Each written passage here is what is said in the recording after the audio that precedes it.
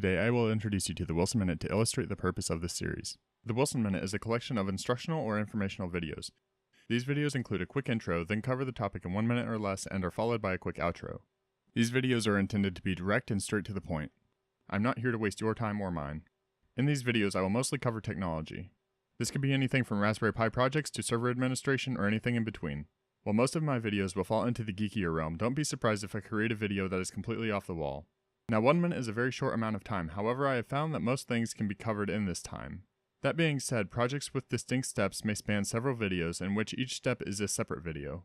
If a subject cannot reasonably be covered in 1 minute, I may make an episode of the BytePen breakdown, which follows a similar format and philosophy but doesn't have a time limit. Finally, if you are still having issues keeping up, YouTube offers the ability to change the speed of a video on both standard and mobile versions. Thank you for watching, and I hope you enjoyed this episode of the Wilson Minute. If you did, make sure to like, subscribe, comment, and if applicable, watch the next and previous videos in this series. If you would like to help support this channel, I have listed ways to do so in the video's description. Now get out there and apply your newfound knowledge.